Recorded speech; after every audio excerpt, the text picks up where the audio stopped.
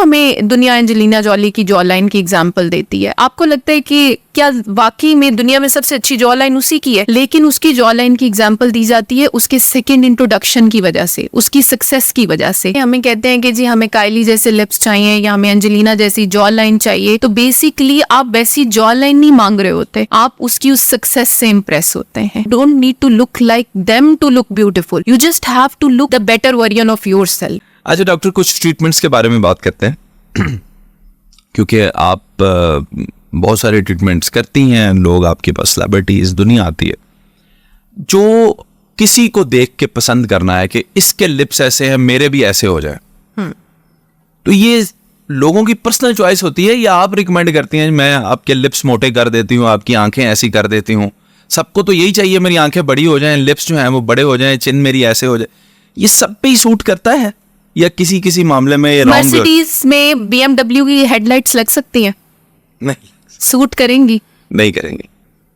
That's the simplest answer. Mercedes में Mercedes की ही headlights suit करेंगी, उसमें BMW की हेडलाइट्स नहीं अच्छी लगेंगी। लेकिन ठीक है, अब बंदे तो यही कहते हैं कि मुझे वही चाहिए। अच्छा, अब पहली बात तो ये, मेरे क्लिनिक में जब कोई आके मुझे ये कहता है कि मुझे फलां जैसी जॉ लाइन चाहिए या फलां जैसे लिप्स चाहिए, तो आई डोंट डू दैट। मैं उन्हें कहती हूँ you are on the wrong place, मैं उतनी अच्छी डॉक्टर नहीं हूँ शायद, तो आप कहीं और जा सकते हैं और कहीं और से अपना इलाज करा सकते हैं। बिकॉज कि मैं ये समझती हूँ हर इंसान खूबसूरत है, सिर्फ हमें अपना बेस्ट वर्जन बनने की कोशिश करनी चाहिए, अपनी स्किन को इम्प्रूव करना चाहिए, अपने कट्स को इम्प्रूव करना चाहिए।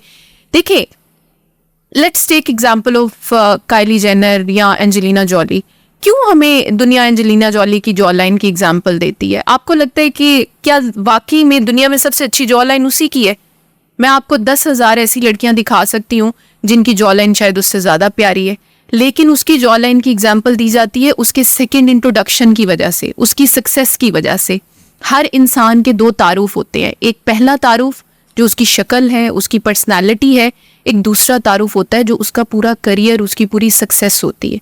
बाज़ लोगों का दूसरा तारुफ इतना हैवी होता है कि हमें उनका पहला तारुफ वैसे ही अच्छा लगने लग जाता है।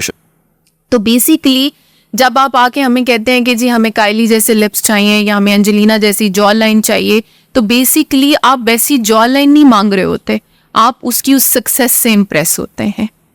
तो मैं लोगों को ये समझाती हूँ कि you don't need to look like them to look beautiful, you just have to look the better version of yourself.